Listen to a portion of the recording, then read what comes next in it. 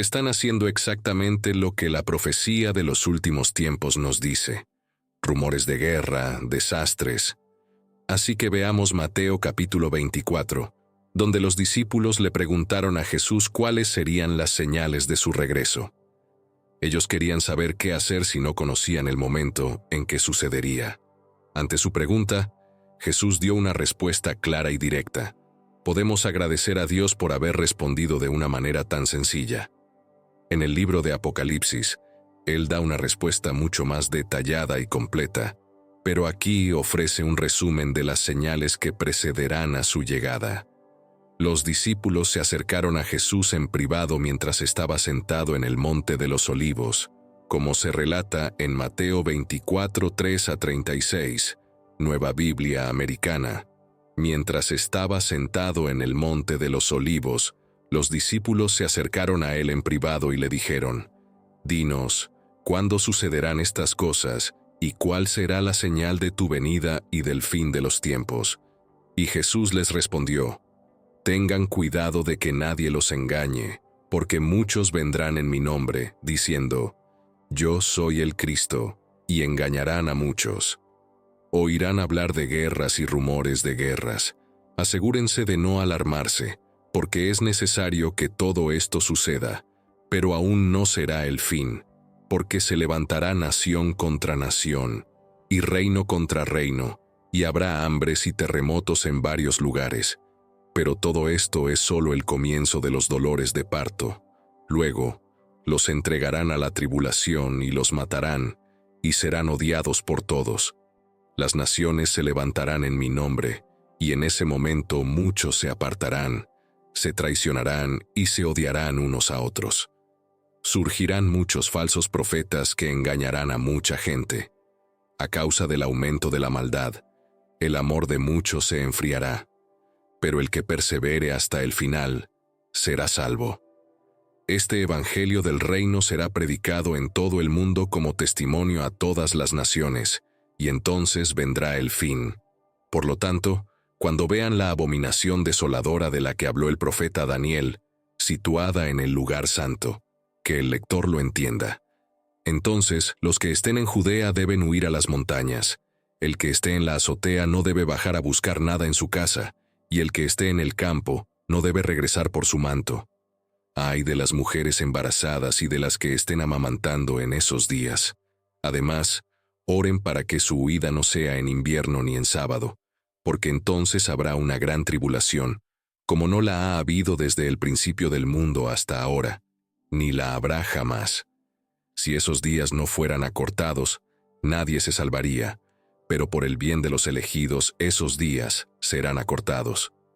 Entonces, si alguien les dice: «Aquí está el Cristo», o «Allí está», no lo crean, porque surgirán falsos cristos y falsos profetas que mostrarán grandes señales y maravillas para engañar, si fuera posible, incluso a los escogidos. Los escogidos, miren que se los he advertido de antemano. Entonces, si les dicen: «Miren, está en el desierto», no salgan, o «Miren, está en las habitaciones interiores», no lo crean, porque así como el relámpago sale del este y resplandece hasta el oeste, así será la venida del Hijo del Hombre. Donde esté el cadáver, allí se reunirán los buitres. Pero inmediatamente después de la tribulación de esos días, el sol se oscurecerá, la luna no dará su luz, las estrellas caerán del cielo y las potencias de los cielos serán sacudidas. Entonces aparecerá en el cielo la señal del Hijo del Hombre, y todas las tribus de la tierra se lamentarán, y verán al Hijo del Hombre viniendo sobre las nubes del cielo con poder y gran gloria. Enviará a sus ángeles con un gran toque de trompeta, y ellos reunirán a sus escogidos de los cuatro vientos, de un extremo del cielo al otro. Ahora aprendan de la parábola de la higuera. Cuando su rama se pone tierna y brotan sus hojas, saben que el verano está cerca. Así también, cuando vean todas estas cosas, reconozcan que Él está cerca, a las puertas. En verdad les digo, esta generación no pasará hasta que todo esto suceda. El cielo y la tierra pasarán, pero mis palabras no pasarán. En cuanto al día y la hora, nadie lo sabe, ni los ángeles del cielo, ni el Hijo, solo el Padre. En ese pasaje, Él dio 4 señales claras de su venida. Una de ellas es, ya está ocurriendo, mientras que los otros 3 signos aún no se han manifestado completamente. Por eso digo que estamos en el comienzo del fin de los tiempos. ¿Cuáles son exactamente estas 4 señales que Jesús nos dio? La primera es claramente los desastres en el mundo, y menciona, por ejemplo, guerras, hambres y terremotos. Estos ciertamente están sucediendo, pero han ocurrido durante más de 2000 años, aunque se están volviendo más intensos. En esta primera señal hay guerras, rumores de guerras, terremotos y hambre. Jesús nos advierte que no seamos engañados por falsos salvadores y falsos mesías, especialmente cuando los desastres naturales crean caos. Algunas personas han explotado estas situaciones, afirmando ser salvadores, solo para llevar a otros a la tragedia. A medida que los problemas aumentan, también lo hacen los falsos libertadores. Jesús nos aconseja que no nos alarmemos ni nos preocupemos cuando escuchemos sobre nuevos conflictos, tragedias o hambrunas.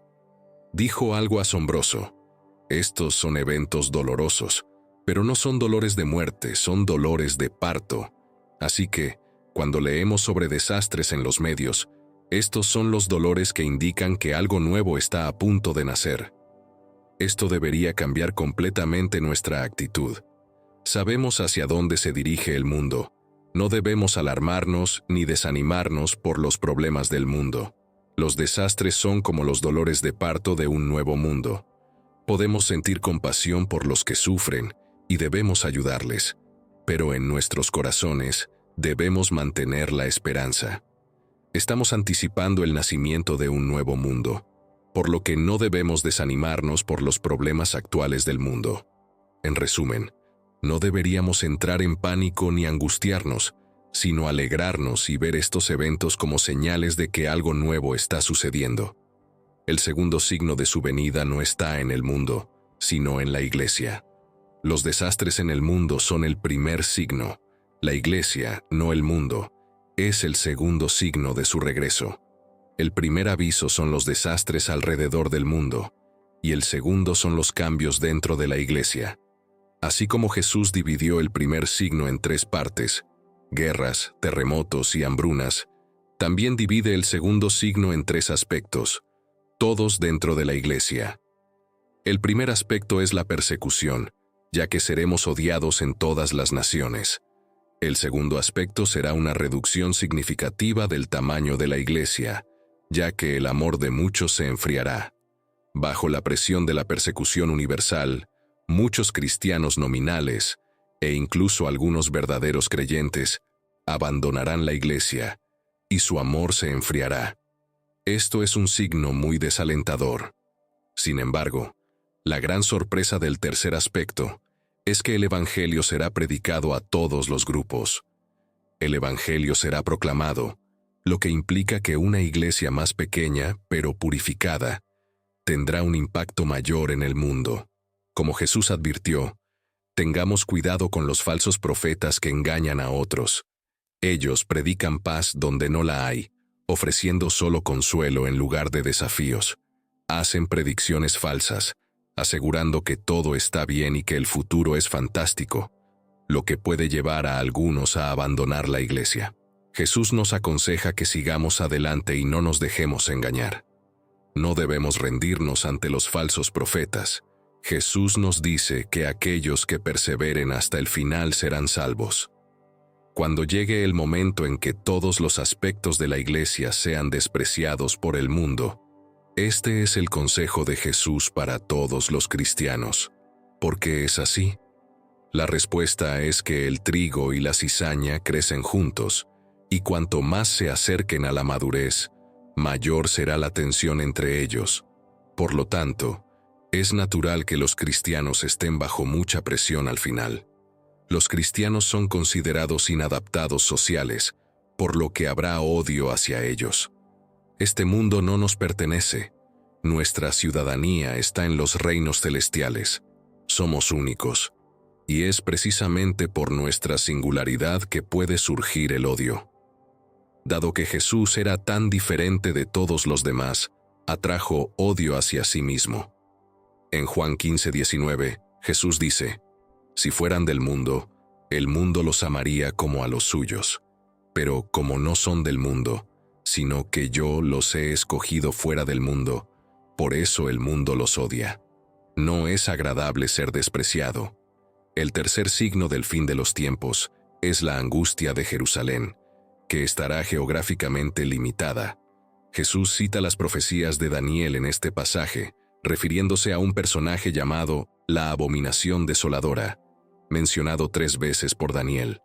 Esto se refiere a un hombre que se establecerá en la ciudad de Dios, proclamándose Dios, y se negará a aceptar cualquier otra voluntad por encima de la suya. La llegada de este tirano tendrá repercusiones globales, centradas en Jerusalén, el lugar santo. Jesús también dijo que el cuarto signo de su venida llegará. Inmediatamente después del tercer signo, sabremos que su venida está cerca y podremos estar listos. Cuando ese signo aparezca, no habrá peligro de falsos profetas ni falsos mesías, ni habrá lugar para el engaño, porque sucederá rápidamente. Toda la luz natural será apagada, el sol se oscurecerá y las estrellas caerán. Muchas profecías sobre esto se encuentran a lo largo de la Biblia. Por ejemplo, Isaías predice que los cielos serán enrollados como un pergamino, y todas las estrellas se disolverán, caerán como hojas marchitas de la vid, como el follaje de la higuera. La luz natural desaparecerá, dejando solo luz artificial para iluminar la tierra. ¿Qué está pasando? La gente se preguntará. «Es el momento», exclamarán los cristianos. El sol, las estrellas y la luna dejarán de brillar, y justo antes de que eso ocurra, Dios apagará las luces del incesante cielo para preparar el resplandor del relámpago que marcará su regreso. Luego, vendrá sobre las nubes de vuelta al planeta Tierra, y lo encontraremos. No será en un estadio terrenal, porque no hay uno lo suficientemente grande para albergar a una multitud tan inmensa. Nos encontraremos con Él en el aire, y eso será suficiente. ¿No es una perspectiva asombrosa? Cuando vean todas estas cosas, sabrán que está a las puertas, a punto de entrar. En cuanto al tema de los búnkeres subterráneos, ¿menciona la Biblia eventos actuales, como multimillonarios construyendo búnkeres? Y si es así, ¿indica algo al respecto? El cumplimiento de las profecías del fin de los tiempos, como se menciona en la Biblia, Apocalipsis 6:15-16. Entonces los reyes de la tierra, los grandes hombres, los comandantes militares, los ricos, los poderosos y todos, tanto esclavos como libres, se escondieron en las cuevas y entre las rocas de las montañas, y decían a las montañas y a las rocas: «Caed sobre nosotros y ocultadnos del rostro del que está sentado en el trono y de la ira del Cordero». Estos juicios ocurren en el libro de Apocalipsis. El libro de Apocalipsis es estremecedor, no por ser una historia de terror, sino porque retrata la batalla definitiva entre el bien y el mal, marcando el final del recorrido humano. Es un relato profético del fin del mundo tal como lo conocemos, con una imaginería vívida que provoca asombro y maravilla. En Apocalipsis 6 se mencionan los búnkeres, y en Apocalipsis 6.6 se aborda la presencia de Satanás en la tierra. Esta parte del libro es crucial y puede ser difícil de comprender. Desafortunadamente, hemos llegado a la parte más desagradable del libro, los peores juicios. La situación se deteriorará significativamente antes de que se vea alguna mejora. El escenario representado en los próximos capítulos es sombrío, pero es importante notar que representa lo peor que puede ser. El lector puede consolarse sabiendo que, a partir de aquí, las cosas solo mejorarán. Sin embargo, los próximos capítulos son lo suficientemente inquietantes como para causar. Los búnkeres se mencionan como parte de una profecía aún no cumplida, ya que forman parte de los 7 sellos, que son parte de los juicios finales de Dios sobre el mundo, explicados en Apocalipsis 6, 1 a 17. Aunque vemos el resultado de los búnkeres en Apocalipsis 6, la acción comienza en el capítulo 5 de Apocalipsis. En la visión de Juan, hay 7 sellos en el cielo. A medida que se rompe cada sello, se desata un nuevo juicio sobre el mundo. La apertura del rollo trae juicio al mundo, y la búsqueda de alguien digno para abrir el rollo celestial en Apocalipsis 5 es el preludio a la apertura de los 7 sellos. Esta búsqueda es significativa porque resalta la importancia de encontrar a alguien justo y digno para llevar a cabo el juicio de Dios. En Apocalipsis 5, Juan llora porque no se encuentra a nadie digno de abrir el rollo, pero luego se le dice que el León de Judá, Jesucristo, es digno. Jesús es representado como un cordero degollado, lo que subraya la naturaleza sacrificial de su muerte y su disposición a cargar con los pecados del mundo. Juan escribe: «Vi en la mano derecha del que estaba sentado en el trono un rollo escrito por dentro y por fuera, sellado con 7 sellos». Este rollo incluye los juicios de Dios. Solo Jesús es considerado digno de romper los sellos y desatar el rollo. A medida que se abre el rollo, el mal finalmente será juzgado y no continuará plaga en la tierra. Apocalipsis 5, 7 a 9.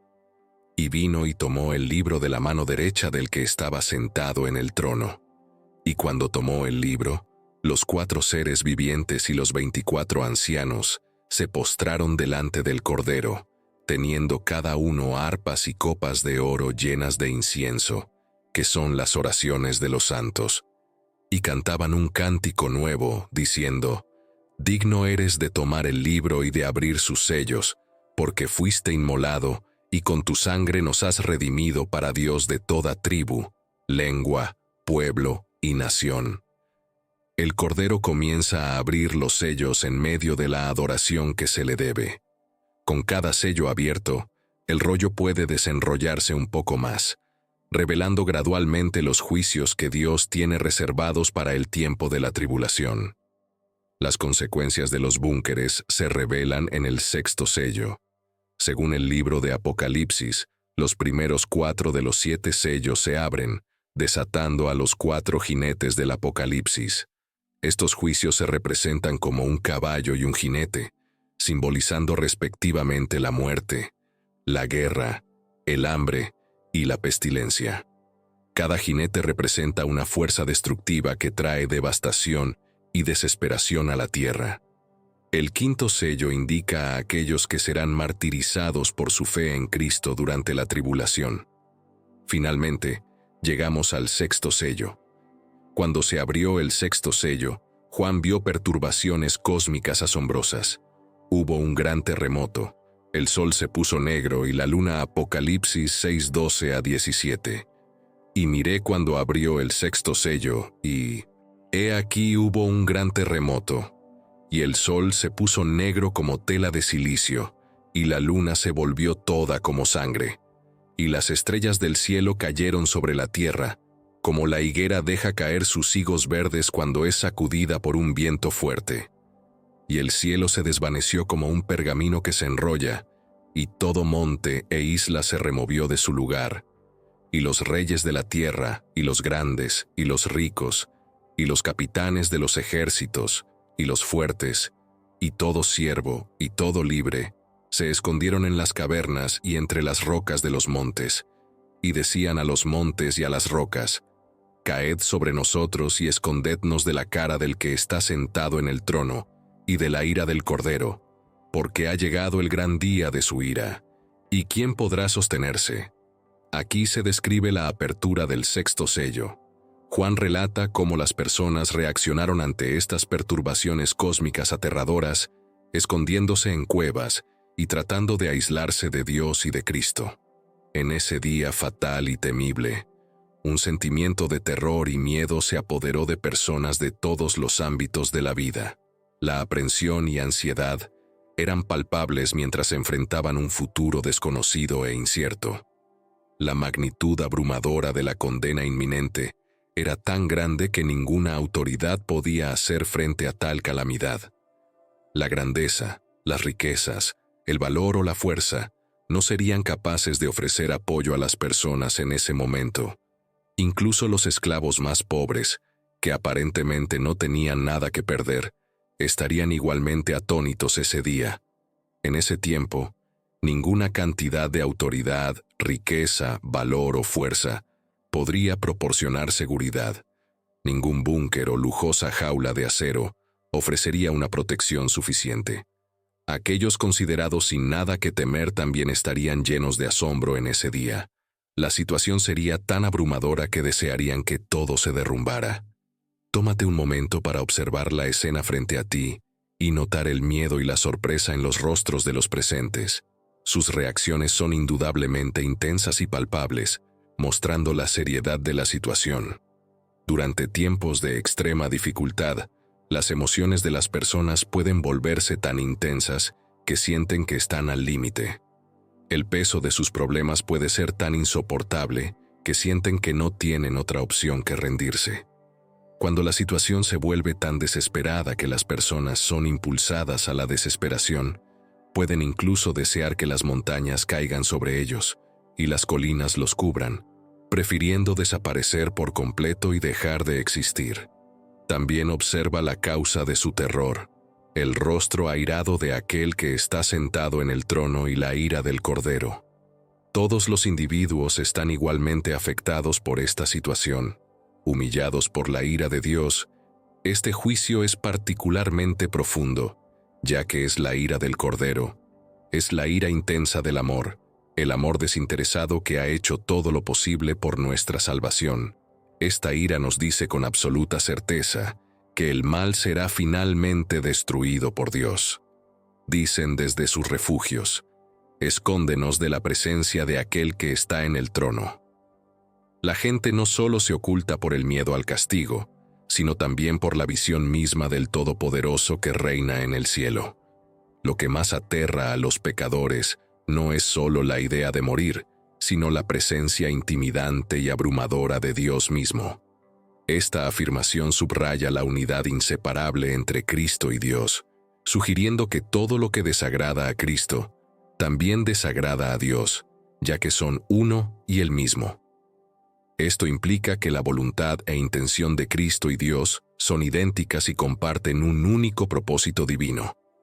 Aunque Dios es invisible, puede hacer que los habitantes de este mundo perciban su severo desagrado. Aunque Cristo a menudo se representa como un cordero manso, es importante recordar que también es capaz de ira, incluso hasta el punto de la indignación. La ira del cordero es extremadamente aterradora. Si aquel que nos salva de la ira de Dios se convierte en nuestro enemigo, ¿quién intercederá por nosotros? Aquellos que caen víctimas de la ira del Redentor estarán sin esperanza. Su destino estará sellado sin posibilidad de escape. Redención. Este es el colmo de la desesperanza y la desesperación. A lo largo de la historia, las personas han tenido oportunidades y períodos de gracia para enmendar sus pecados. De manera similar, Dios también tiene su propio día de justa ira. Un día en el que todos los pecadores tendrán que enfrentar las consecuencias de sus malas acciones. Este día será tan terrible que incluso los pecadores más valientes no podrán sostenerse delante de Dios. El pueblo de Judea y Jerusalén experimentará el terror de este día durante su destrucción, y lo mismo les ocurrirá a todos los pecadores impenitentes en el día del juicio final.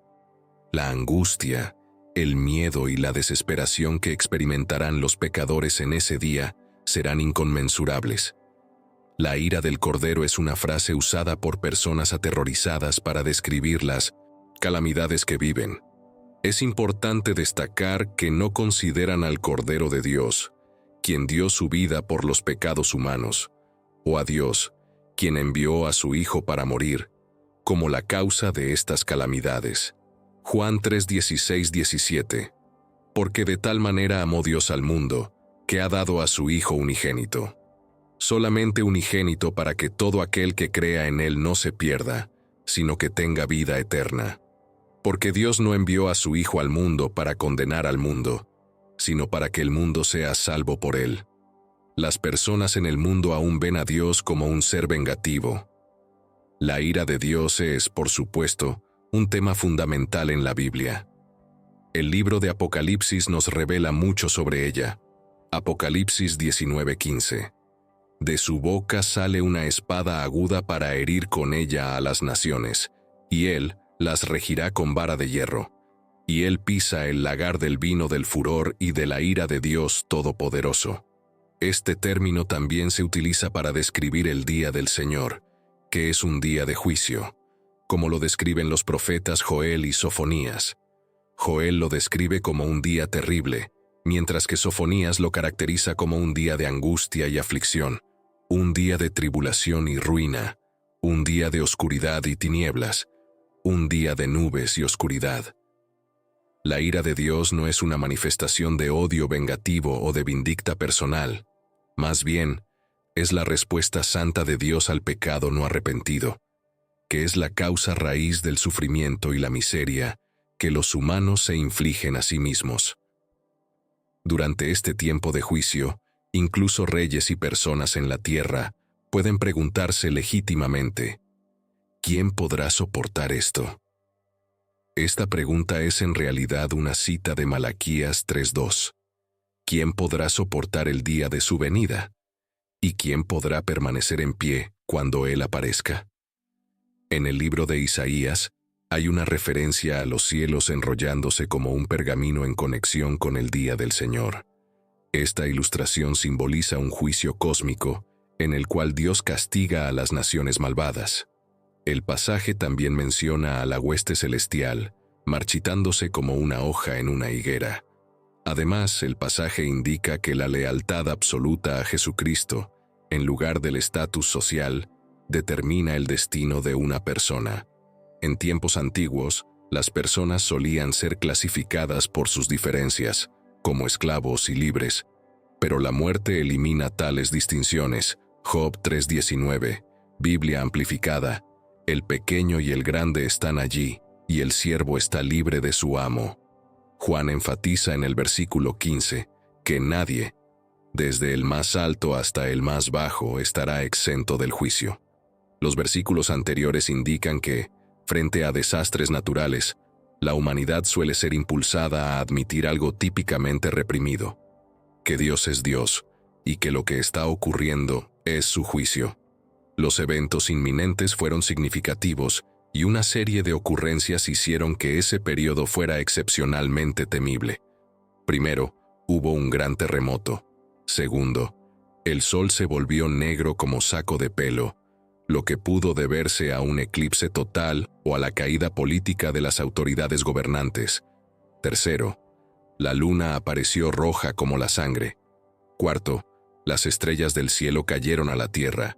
Quinto, el cielo se retiró como un pergamino que se enrolla.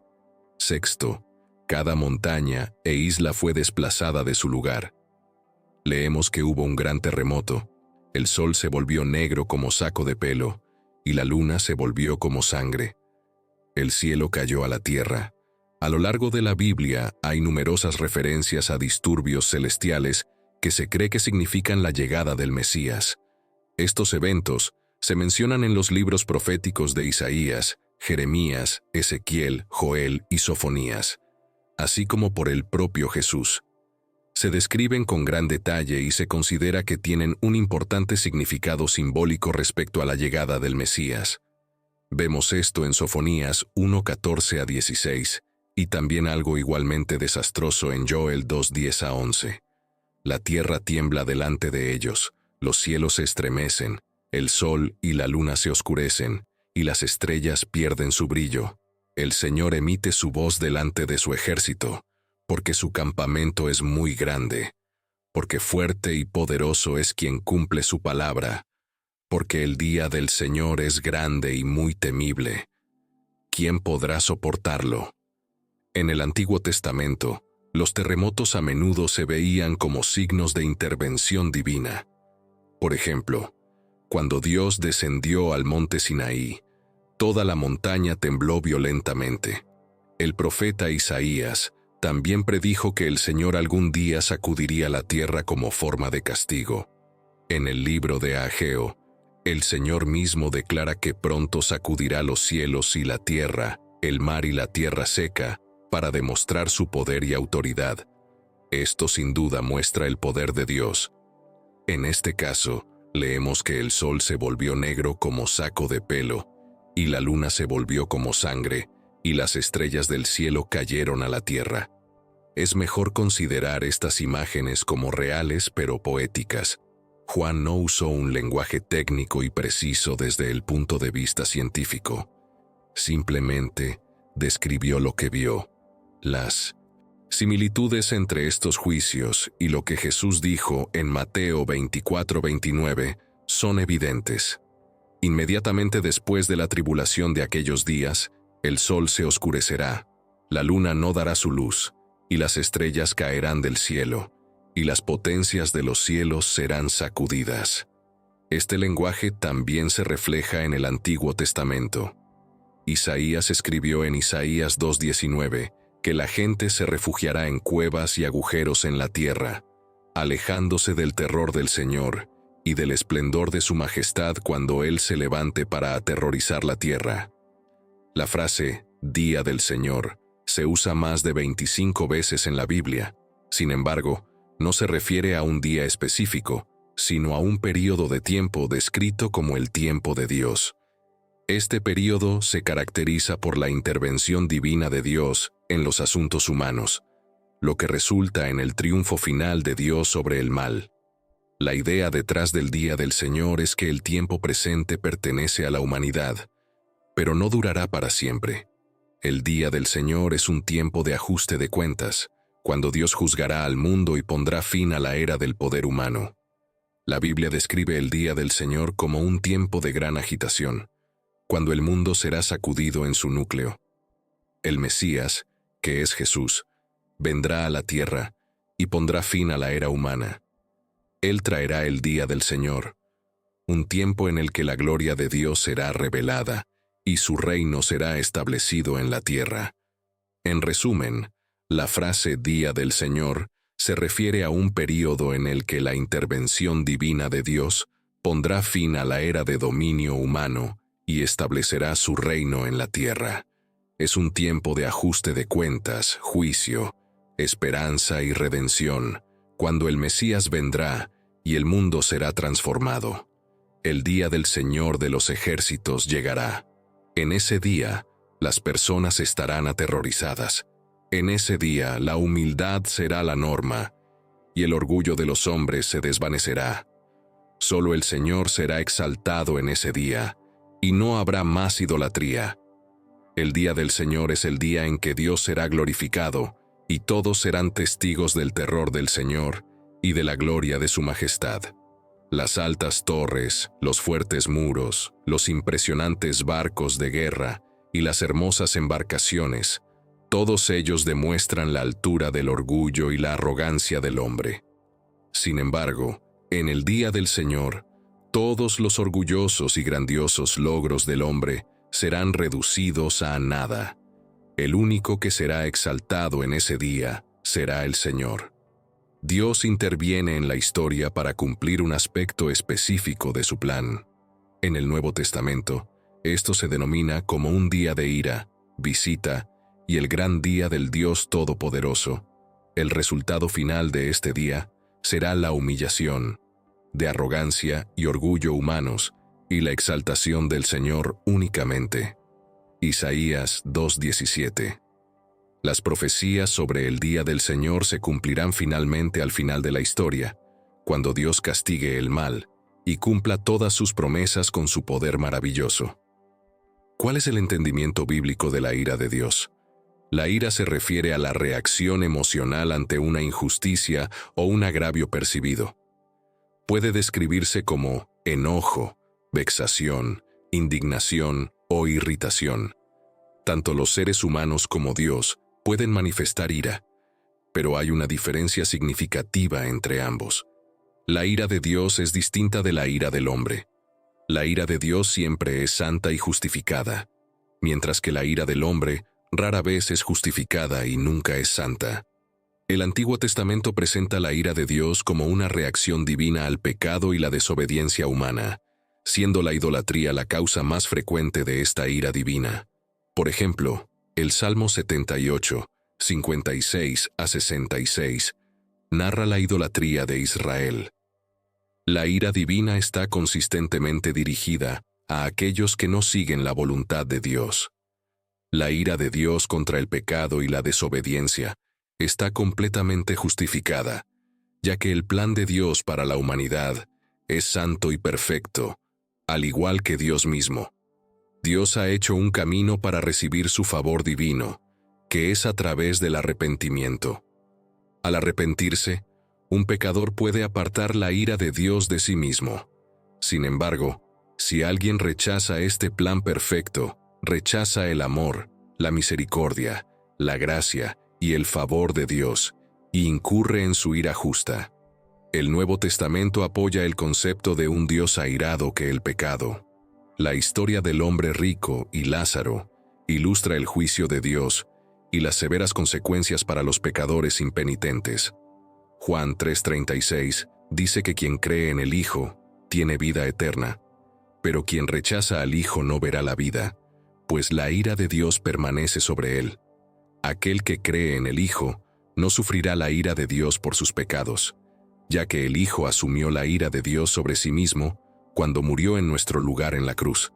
Aquellos que no creen en el Hijo, que no lo reciben como Salvador, serán juzgados en el día de la ira. La Biblia advierte contra la ira humana en varios pasajes, como Romanos 12:19, Efesios 4:26 y Colosenses 3:8 a 10. La razón es que solo Dios es capaz de ejercer una venganza justa, porque su juicio es impecable y puro, mientras que la ira humana es pecaminosa y a menudo lleva a influencias demoníacas. Como cristianos, debemos esforzarnos por suprimir nuestra ira y cólera, ya que éstas conflictúan con nuestra nueva naturaleza, que está en armonía con la naturaleza de Cristo mismo. La ira de Dios es algo temible y aterrador. Solo aquellos que han sido cubiertos por la sangre de Cristo, derramada por nosotros en la cruz, pueden estar seguros de que la ira de Dios nunca recaerá sobre ellos. La tecnología, el desarrollo de tecnologías que hacen posibles las profecías del fin de los tiempos, como los chips, ha llevado a muchos a preguntarse cómo se conecta la tecnología moderna con las profecías bíblicas sobre el fin de los tiempos. La Biblia describe una época en la que una imagen viviente será creada que puede hablar y que hará que las personas sean asesinadas si no la adoran. Además, se le da poder para dar aliento a la imagen de la bestia, de manera que la imagen de la bestia parecerá hablar y hará que aquellos que no se inclinen y adoren la imagen de la bestia sean condenados a muerte. Apocalipsis 13:14 a 15. Esta profecía puede ser interpretada en el contexto de la tecnología moderna. El concepto de una imagen viviente controlando las vidas de las personas es plausible con los avances en IA y tecnología holográfica. Estos desarrollos podrían utilizarse para cumplir la profecía, imponiendo cumplimiento y lealtad tal como se describe en la Biblia. La marca de la bestia, otra profecía muy conocida, se refiere a la marca de la bestia. También obliga a todos, desde pequeños hasta grandes, ricos y pobres, libres y esclavos, a recibir una marca en su mano derecha o en su frente, que indica lealtad a la bestia, y que nadie podrá comprar ni vender, excepto quien tenga la marca, ya sea el nombre de la bestia o el número de su nombre. Apocalipsis 13, 16 a 17. Este pasaje se puede vincular con tecnologías modernas como microchips o sistemas de identificación digital. Existen discusiones y experimentos sobre microchips implantables para almacenar información personal y realizar transacciones financieras. Las identificaciones digitales se están volviendo esenciales en algunas partes del mundo, y el concepto de una marca o identificador digital obligatorio para participar en el comercio se está volviendo cada vez más viable. y estas tecnologías se alinean con la advertencia bíblica sobre la marca de la bestia, subrayando la necesidad de vigilancia y discernimiento entre los creyentes. Atención, América. La señal del anticristo ya está en marcha. Profecía de los últimos tiempos al 100%. Una actualización reciente del Foro Económico Mundial abordó el tema llamado la carrera por los chips avanzados de IA. En esta publicación, se compartió un enlace que decía que, en la actualidad, la demanda de chips avanzados para impulsar la IA está creciendo rápidamente. Debido a esto, muchas de las principales compañías tecnológicas están presentando nuevos modelos de chips de IA. Intel, Meta y Google han introducido sus últimos chips de IA. Nvidia también reveló su nuevo chip de IA, que promete velocidades extremadamente rápidas. Nvidia es un fabricante líder de chips GPU, esenciales para los modelos de lenguaje grande. Los chips son los bloques de construcción de una nueva economía, dice un experto en IA. La publicación también mencionó que muchos países como Estados Unidos, naciones de la Unión Europea e India, están invirtiendo fuertemente en nuevas fábricas de semiconductores para producir los wafers necesarios para los chips avanzados. Sin embargo, tomará varios años para que estas fábricas se vuelvan operativas. El mercado de IA, en rápida evolución, presenta nuevas oportunidades pero también desafíos potenciales, lo que lleva a algunos a especular sobre el cumplimiento de las profecías en el libro de Apocalipsis, particularmente en lo que respecta a la marca de la bestia. La marca de la bestia aparece en Apocalipsis, una posibilidad intrigante que está ganando últimamente. Ha ganado atención el uso de chips RFID. El RFID utiliza campos electromagnéticos para identificar y rastrear automáticamente etiquetas adheridas a objetos. Se emplea para rastrear medicamentos, libros de biblioteca, vehículos, joyas, vida silvestre y mascotas. También se usa para llaves de automóviles y métodos de pago sin contacto. Recientemente, algunas empresas han ofrecido implantes de chips RFID a sus empleados, permitiéndoles abrir puertas, pagar alimentos y utilizar la fotocopiadora simplemente moviendo la mano. Los defensores de los implantes RFID creen que podrían eliminar la necesidad de billeteras y pasaportes, así como ayudar a localizar a personas perdidas. Sin embargo, hay preocupaciones sobre cuestiones médicas, tecnológicas y éticas relacionadas con la tecnología RFID en humanos. Algunas personas ven los chips RFID con recelo, ya que se asemejan a la marca de la bestia descrita en la Biblia. El Apocalipsis está lleno de lenguaje simbólico. Al usar estos símbolos podemos entender mejor cosas que podrían ser difíciles de captar. Es importante recordar que estos símbolos están destinados a ayudarnos a comprender, no a confundirnos. En el Apocalipsis, los símbolos se pueden agrupar en 4 categorías.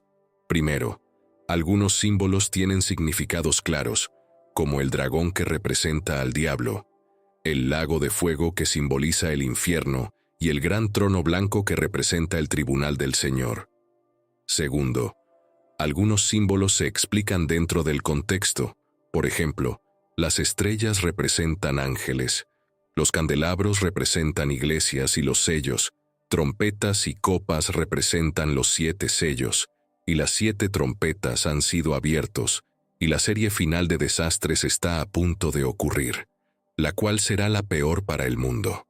Las fuerzas del mal obtendrán un control más firme sobre la sociedad que nunca antes, aunque su dominio está a punto de ser quebrantado. 3 individuos forman una alianza impía para gobernar el mundo: un ser angelical conocido como Satanás, y 2 figuras humanas referidas como el Anticristo y el falso profeta. Juntos, imitan de manera retorcida a la Trinidad Santa, representando una versión distorsionada de Dios, Cristo y el Espíritu Santo. En Apocalipsis 13:1-3, la Biblia Nueva Versión Americana dice: «Y el dragón se detuvo en la orilla del mar. Entonces vi una bestia que subía del mar, con 10 cuernos y 7 cabezas, y sobre sus cuernos había 10 diademas, y sobre sus cabezas nombres blasfemos. La bestia que vi era semejante a un leopardo. Sus pies eran como los de un oso, y su boca como la de un león. Y el dragón le dio su poder, su trono y una gran autoridad. Vi una de sus cabezas como herida de muerte, pero su herida mortal fue sanada, y toda la tierra se maravilló en pos de la bestia. Su ascenso al poder será discreto. Al principio, nadie lo notará, ni siquiera aquellos cercanos a los acontecimientos. Él surgirá de entre la gente común. Según Juan, la bestia en la Biblia representa a todas las personas, o más específicamente, a las naciones gentiles. El texto afirma que, aunque la tribulación será terrible, nunca estará fuera del control de Dios. Dado que Dios mantiene a Satanás restringido, Satanás es mencionado por primera vez en estos problemas, y no se ha hablado de él desde las cartas a las 7 iglesias. Los sellos y las trompetas han causado problemas en la tierra mientras Satanás estaba en el cielo. Las dos bestias aparecen en el capítulo 13. La primera es un líder político, un dictador mundial con poder total sobre todas las personas. Él es el anticristo, el hombre de la iniquidad que sigue únicamente sus propias reglas, se declara divino y exige adoración. La bestia es un humano que acepta la oferta de Satanás que Jesús rechazó, y es anticristiano en otro sentido. Tiene el poder de hacer la guerra contra los santos y vencerlos. Es como otras bestias fieras, un leopardo, un oso y un león. Es humano o divino. Parece provenir de un grupo de gobernantes políticos, ganando la atención del mundo al recuperarse de una herida fatal, probablemente por un intento de asesinato. Su comportamiento arrogante y blasfemo se mostrará durante 42 meses. Su posición es respaldada por la segunda bestia, un socio religioso con poderes sobrenaturales que obliga a la gente a adorar a la primera bestia. Sus milagros engañarán a las naciones al hacer que caiga fuego del cielo y hacer que las imágenes del dictador hablen. Él parecerá un cordero joven con solo 2 cuernos. Según Apocalipsis 16:2 y 19:20, la marca de la bestia es un símbolo que identifica a aquellos que adoran a la bestia del mar.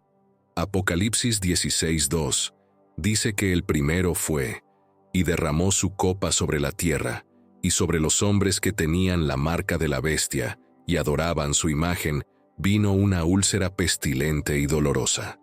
El libro de Apocalipsis nos revela la estrategia económica de la primera bestia y de la segunda bestia. Apocalipsis 13:16 a 17 dice que Él hace que todos, tanto pequeños como grandes, ricos y pobres, libres y esclavos, reciban una marca en su mano derecha o en sus frentes, y que nadie pueda comprar ni vender, excepto el que tenga la marca o el nombre de la bestia, o el número de su nombre. Esta marca será impuesta a todas las personas bajo el dominio de la bestia y su aliado. Se necesitará esta marca para participar en la economía. Sin ella, no podrás comprar ni vender nada. Esto demuestra que aún no estamos en ese periodo, ya que el versículo indica que esta marca será requerida. Para que esto ocurra, deben suceder 3 cosas. Primero, debe haber una normativa para colocar estos chips en las personas. Además, aún no hemos visto la abominación de la desolación necesaria para el uso de los chips, y el anticristo debe estar en el poder. Solo aquellos con una marca específica en su mano o frente podrán participar en el comercio. La marca se otorgará únicamente a quienes participen en la idolatría imperial. El número 666 es el nombre codificado del dictador. Hasta que él llegue, todos los intentos de descifrarlo son meras especulaciones. Una cosa está clara: él no alcanzará la perfección en ningún aspecto. La palabra charagma en griego antiguo se refiere a una marca. Algunos lo interpretan como una marca simbólica, mientras que otros creen que una marca física para comprar o vender podría ser una tecnología práctica. Actualmente, existe tecnología que permitiría realizar transacciones con una marca. Esta marca se ve como una imitación satánica de la marca de Dios sobre su pueblo. El número de su nombre era un concepto común en el mundo antiguo. En griego y hebreo, las letras se asignaban valores numéricos, como la letra A, que equivale a 1, la B a 2, y así sucesivamente. El anticristo es descrito como un hombre cuya apariencia supera a la de sus hermanos, y será extremadamente irresistible para las masas debido a su carisma, habilidades oratorias y atractivo físico. El apóstol Juan añade al relato de Daniel sobre las actividades blasfemas del anticristo, indicando que se requerirá que todos los vivos lo adoren. Finalmente, el anticristo es referido como una bestia en Apocalipsis 13, 1-8. Una descripción adecuada. Durante los últimos 3 años y medio de la tribulación, el anticristo personificará al mismo Satanás. 2 Tesalonicenses 2:9 dice que la venida del hombre de pecado será conforme a la obra de Satanás, con todo poder, señales y prodigios mentirosos. El anticristo avanzará de ser un líder regional a un líder mundial, un tirano global despiadado y, finalmente, a un dios. El número de la bestia, según Apocalipsis 13:18, dice: Aquí hay sabiduría. El que tiene entendimiento, calcule el número de la bestia, pues es número de hombre, y su número es 666. El uso de números como símbolos es bastante común. El libro de Apocalipsis contiene numerosos grupos de 7, incluyendo estrellas, candelabros, lámparas, sellos, trompetas y copas. El número 7 es considerado el número redondo de la Biblia, representando la totalidad y la perfección. El número 12 está asociado con el pueblo antiguo de Dios y sus tribus, así como con los nuevos, sus apóstoles, y el 24 los une. En Apocalipsis 13, se describe una secuencia de eventos que llevan al uso obligatorio de la marca de la bestia, en el siguiente orden. Primero, la ascensión del anticristo, versículo 1. Segundo, la curación del anticristo de una herida mortal, versículo 3. Tercero, la adoración abierta del dragón, Satanás, y del anticristo por parte de la gente, versículo 4. Cuarto, los milagros realizados por el falso profeta en nombre de la bestia, incluyendo hacer descender fuego del cielo, versículo 13. Quinto, la construcción de una imagen de la bestia por el falso profeta, que hace que la imagen hable, versículos 14-15. Sexto, la imagen de la bestia ordena la muerte de aquellos que se niegan a adorarla, versículo 15. Y séptimo, después de estos eventos, el falso profeta instruye a todos para recibir la marca de la bestia. Aún no hemos llegado a este punto y no estamos seguros de la naturaleza exacta de la marca de la bestia. Es posible que el anticristo use tecnología similar a la RFID para marcar a las personas durante la tribulación. Alternativamente, un chip RFID podría ser la marca real de la bestia, dado que la tecnología ya existe. Sin embargo, es importante señalar que la marca de la bestia no está actualmente en efecto, ya que el anticristo aún no está presente de manera abierta en el escenario mundial. Por lo tanto, aún no hay ninguna marca que debamos tomar. Es concebible que la marca de la bestia sea un chip RFID, implantado en la mano derecha o en la frente, pero esto no hace que la tecnología en sí misma sea mala. Es el uso pecaminoso de una herramienta lo que es incorrecto, no la herramienta en sí. Independientemente de si la marca de la bestia será un chip RFID u otro medio de seguimiento y control, los cristianos deben aprovechar el tiempo sabiamente, como se indica en Efesios 5:15. Mirad pues con diligencia cómo andéis, no como necios, sino como sabios. Tenemos mucho por lo que alabar a Dios, mucho bien que hacer en el mundo, y muchas personas a las que alcanzar con el Evangelio, mientras esperamos la bendita esperanza, como se menciona en Tito 2:13.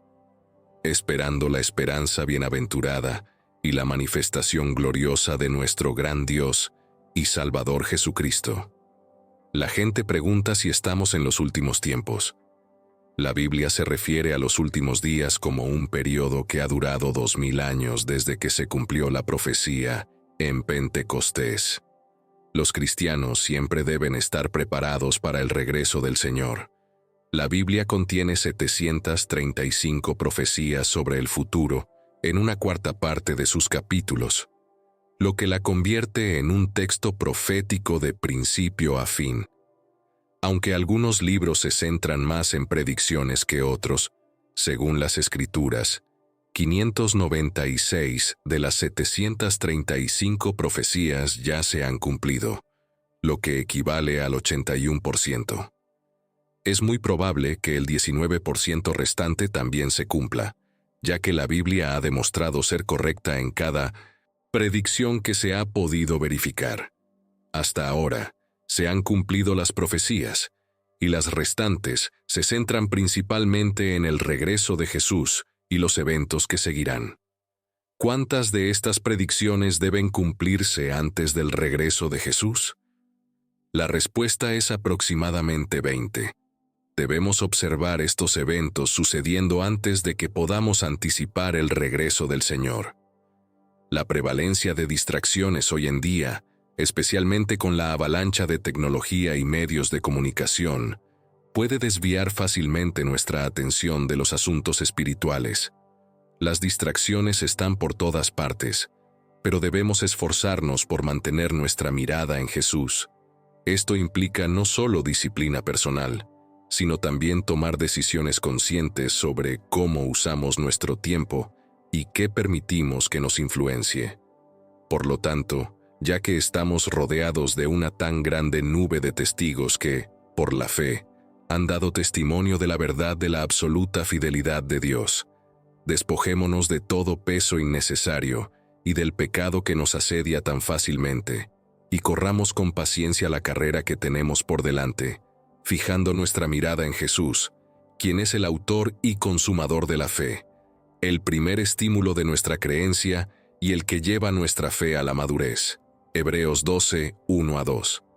Al deshacernos de las distracciones y pecados que obstaculizan nuestro progreso espiritual, podemos correr nuestra carrera con perseverancia y mantener nuestra atención firmemente en Jesús, quien fortalece y perfecciona nuestra fe. Significa mantenerse firme incluso cuando los tiempos son difíciles. Frente a pruebas y tribulaciones, nuestra perseverancia en la fe es crucial. Esta perseverancia desarrolla nuestro carácter y profundiza nuestra dependencia en Dios. Enfrentaremos desafíos y pruebas, pero debemos recordar que Dios está con nosotros y nos ayudará. Nuestra fe es probada no para debilitarnos, sino para demostrar su autenticidad y fortalecer nuestra dependencia de Dios. Dichoso es el hombre que permanece firme bajo prueba y persevera cuando es tentado, porque después de superar la prueba y ser aprobado, recibirá la corona de vida que el Señor ha prometido a aquellos que le aman. Santiago 1:12. Esta promesa nos anima a mantenernos fieles bajo presión, sabiendo que soportar las pruebas con un corazón firme conduce a bendiciones espirituales y recompensas eternas. La realización de los dos testigos, descritos en Apocalipsis 11, 3-12, se refiere a dos individuos que asistirán en la realización del trabajo ordenado por Dios durante el tiempo de la tribulación. En Apocalipsis 11, 3-5, versión Reina Valera, se dice: «Y daré poder a mis dos testigos, y profetizarán por 1260 días, vestidos de saco». Estos son los dos olivos y los dos candeleros que están delante del Dios de la tierra, y si alguno quiere dañarlos, sale fuego de su boca y consume a sus enemigos, y si alguno quiere dañarlos, debe morir de esta manera. De esa manera. En los primeros días de la iglesia, el profeta Juan estaba en la isla de Patmos. Al final de los tiempos, habrá dos testigos que profetizarán en la ciudad de Jerusalén. Se siente una inminente catástrofe con la llegada de estas dos poderosas figuras. Entre las trompetas sexta y séptima, El enfoque está en los mensajeros humanos, a través de los cuales se transmiten las revelaciones divinas. La palabra clave en ambos capítulos es profecía. En Apocalipsis 10:11 se dice: Entonces me dijeron, es necesario que profetices otra vez sobre muchos pueblos, naciones, lenguas y reyes. Este verso introduce a dos personajes adicionales interesantes de Apocalipsis, los dos testigos. La naturaleza de su ministerio es profética, como lo demuestra el hecho de que profetizarán, predicarán y mostrarán arrepentimiento, evidenciado por su vestimenta de saco. Además, tendrán un ministerio efectivo, como leemos: Yo daré poder a mis dos testigos. De hecho, los dos testigos servirán con tal poder que podrán dar testimonio durante 1260 días, a pesar de la oposición mundial. También leemos: Y si alguno quiere dañarlos, fuego sale de su boca y devora a sus enemigos. Dios ha dado a los dos testigos una protección especial, similar a la de Elías. Todos los sustantivos usados para referirse a los dos testigos en este pasaje son masculinos. Según la gramática del griego antiguo, los dos testigos son dos hombres. Los dos testigos en el libro de Apocalipsis tendrán poderes milagrosos para acompañar su misión, su mensaje, y nadie podrá detener su labor. Los dos testigos tendrán poder milagroso, pero serán asesinados cuando concluyan su testimonio. El mundo perverso se regocijará, permitiendo que los cuerpos de los profetas caídos queden en las calles. Sin embargo, hay algo extraño que se dice sobre los dos testigos que no tenía sentido hasta ahora. En Apocalipsis 11:7-10, versión Reina Valera, leemos: Cuando terminen su testimonio, la bestia que sube del abismo hará guerra contra ellos, los vencerá y los matará, y sus cuerpos muertos quedarán en las calles de la gran ciudad, que en sentido espiritual se llama Sodoma y Egipto, donde también nuestro Señor fue crucificado. Y los pueblos, tribus, lenguas y naciones verán sus cuerpos muertos durante 3 días y medio, y no permitirán que sean sepultados. Y los habitantes de la tierra se regocijarán sobre ellos, y se alegrarán, y se enviarán regalos unos a otros, porque estos dos profetas habían atormentado a los que habitaban en la tierra. Es posible que la forma en que las personas de todo el mundo pueden ver y escuchar noticias e información a través de diversos medios de comunicación sea similar a lo que se describe en este pasaje. Con servicios de streaming y plataformas globales como Netflix y Twitter, cualquiera en el mundo puede sintonizar eventos noticiosos importantes. El papel de la tecnología en las profecías. A medida que la tecnología continúa, es importante considerar cómo estos desarrollos pueden estar conectados con las profecías bíblicas. El avance tecnológico a menudo se alinea con el desenlace de eventos proféticos descritos en las Escrituras. Observando los eventos actuales que podrían ser parte del cumplimiento de profecías escritas hace mucho tiempo, podemos reconocer los signos de los tiempos y responder de manera adecuada. Este entendimiento nos ayuda a mantenernos vigilantes y preparados. 1 Pedro 4:7 dice: Pero el fin de todas las cosas se acerca. Sed, pues, sobrios y velad en oración. Estar al tanto de los cambios tecnológicos y sociales en el contexto de la profecía bíblica nos ayuda a mantener una perspectiva equilibrada y fomenta una postura de alerta y oración. Reconociendo cómo los eventos actuales y los avances tecnológicos se alinean con las profecías bíblicas, podemos estar más conscientes del tiempo en que vivimos. Este reconocimiento no solo nos prepara para lo que viene, sino que también fortalece nuestra fe al ver la palabra de Dios cumplida. Jesús les dijo a sus discípulos en Mateo 24:33, Así también vosotros, cuando veáis todas estas cosas, conoced que está cerca a las puertas. Comprender el significado profético de los eventos contemporáneos nos permite vivir con la expectativa del regreso inminente de Cristo, animándonos a mantenernos espiritualmente preparados y activos en nuestra fe, mientras navegamos por los desafíos de los últimos tiempos. Navegar los desafíos de los tiempos finales requiere mantener una mentalidad centrada en el reino. Esta mentalidad implica priorizar el reino de Dios y su justicia sobre las preocupaciones temporales del mundo. Significa enfocarse en el reino de Dios y en sus propósitos, en lugar de dejarse atrapar por las ansiedades y distracciones de este mundo. Al mantener nuestra mirada en metas celestiales, podemos evitar ser abrumados por las presiones y preocupaciones terrenales. Poned la mira en las cosas de arriba, no en las de la tierra, porque habéis muerto, y vuestra vida está escondida con Cristo en Dios. Colosenses 3:2-3. Este versículo nos llama a desviar nuestra atención de las distracciones terrenales hacia las realidades eternas, fundamentando nuestras vidas en la verdad de nuestra identidad en Cristo y cumpliendo nuestra misión en el reino. Cada uno de nosotros tiene un papel único en el reino de Dios. Nuestros dones y llamados individuales contribuyen a la misión colectiva de la Iglesia, avanzando en los propósitos de Dios en la tierra. Debemos ser diligentes en cumplir nuestras asignaciones y usar nuestros dones para servir a los demás. Esto implica ser fieles administradores de los talentos y oportunidades que Dios nos ha confiado.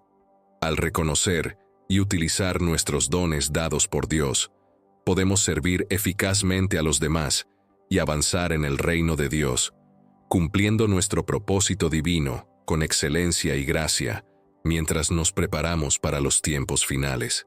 Es fundamental mantener el enfoque en nuestra fe, comprender la importancia profética de los avances tecnológicos y permanecer comprometidos con nuestras asignaciones en el reino.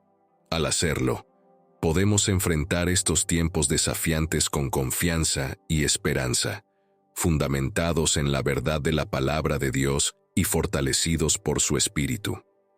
La Biblia también menciona señales que indican la cercanía de los tiempos finales, tales como un declive en los valores morales y un aumento en el egoísmo y la avaricia. La espada de doble filo de la tecnología. La tecnología ha traído numerosos avances maravillosos, especialmente en el campo de la medicina. También nos ha proporcionado herramientas poderosas para difundir el Evangelio. Con solo hacer clic en un botón, podemos compartir fácilmente mensajes bíblicos, sermones y testimonios con personas de todo el mundo a través de Internet, redes sociales y diversas aplicaciones. Estas plataformas en línea, como YouTube, podcasts y aplicaciones cristianas, ofrecen recursos accesibles para el crecimiento espiritual y la evangelización. Esto nos permite cumplir la gran comisión de maneras que antes no eran posibles, facilitando el contacto con diversas culturas y lenguajes, y superando barreras que antes impedían la difusión del Evangelio. La buena noticia del reino será predicada en todo el mundo como un testimonio para todas las naciones, y entonces vendrá el fin del siglo. Mateo 24:14. El alcance de la tecnología confirma el cumplimiento de esta profecía, permitiendo que el Evangelio llegue incluso a las áreas más remotas y no alcanzadas. Sin embargo, la tecnología también tiene efectos negativos. Uno de ellos es su potencial para corromper las mentes. Tecnología y guerra. La tecnología también ha llevado al desarrollo de armas devastadoras, como las bombas nucleares. La creación y el acopio de tales armas representan amenazas significativas para la paz y la seguridad globales, ya que tienen el poder de causar una destrucción masiva y pérdida de vidas. La posibilidad de un conflicto nuclear es un recordatorio serio de las capacidades destructivas de la innovación humana. La Biblia habla sobre el poder destructivo de la guerra en Mateo 24:6. Oiréis de guerras y rumores de guerras. Mirad que no os turbéis porque es necesario que todo esto acontezca, pero aún no es el fin. Este versículo nos asegura que, aunque habrá guerras y conflictos, estos no son el fin último, y no debemos vivir en temor. El papel de la Iglesia en estos tiempos. La tecnología puede ser una herramienta poderosa para el bien, pero debemos ser cautelosos para no permitir que se convierta en una distracción o un ídolo. La atracción de la conectividad constante y el entretenimiento puede desviar fácilmente nuestro enfoque de Dios. Debemos utilizar la tecnología para glorificar a Dios y mantenernos centrados en su propósito. No permitir que reemplace nuestra relación con Él. Establecer límites saludables en el uso de la tecnología puede ayudar a mantener una vida equilibrada que priorice el crecimiento espiritual. Hijitos, guardaos de los ídolos. 1 Juan 5:21. Esta advertencia es especialmente relevante en una era tecnológica donde las distracciones digitales pueden convertirse sutilmente en ídolos. Es importante establecer límites y priorizar nuestro tiempo con Dios sobre todo lo demás. Al hacerlo, aseguramos que nuestra relación con Dios siga siendo nuestro enfoque principal y no sea opacada por las búsquedas tecnológicas. Mantener la verdad de la palabra de Dios en un mundo que está en constante cambio. La verdad de la palabra de Dios sigue siendo la misma. Las Escrituras proporcionan una base sólida que resiste la prueba del tiempo, ofreciendo una verdad inmutable en un mundo fluctuante. Debemos aferrarnos a las enseñanzas de la Biblia y no dejarnos llevar por las opiniones cambiantes de la sociedad. Esto requiere un compromiso con el estudio y la aplicación diaria de la palabra de Dios, asegurando que guíe nuestras decisiones y acciones. Toda la Escritura es inspirada por Dios y útil para enseñar, para redarguir, para corregir, para instruir en justicia, a fin de que el hombre de Dios sea perfecto, enteramente preparado para toda buena obra. Según Timoteo 3:16-17. Aprender a vivir en conformidad con la voluntad de Dios, tanto públicamente como en privado, comportándonos con integridad personal y valentía moral, para que el hombre de Dios sea completo y competente, equipado para toda buena obra. 2 Timoteo 3:16 y 17. Estos versículos subrayan el papel integral de las Escrituras en la preparación de los creyentes para toda buena obra, mostrando su relevancia y autoridad atemporales. Al mantener un compromiso firme con la palabra de Dios, podemos enfrentar los desafíos de la era tecnológica con integridad y fidelidad. La Iglesia tiene un papel significativo en esta era tecnológica. Al permanecer firme en la fe, utilizar la tecnología para el Evangelio y centrarse en Jesús, podemos influir en el mundo con la verdad de Dios y manejar las complejidades de la vida moderna, mientras permanecemos fieles a nuestro llamado espiritual. Gracias por acompañarnos en este video. Esperamos que la información compartida hoy te haya sido de gran utilidad y te haya proporcionado una nueva perspectiva sobre cómo la tecnología y las profecías bíblicas se entrelazan en nuestra vida diaria. Nos encantaría saber qué piensas sobre el tema tratado, así que no dudes en dejar un comentario con tus pensamientos y aprendizajes. Si te gustó el video, por favor, dale un me gusta y suscríbete al canal para no perderte futuros contenidos. Tu apoyo es muy valioso para nosotros y nos motiva a seguir creando más contenido que te ayude en tu caminar espiritual. Hasta la próxima.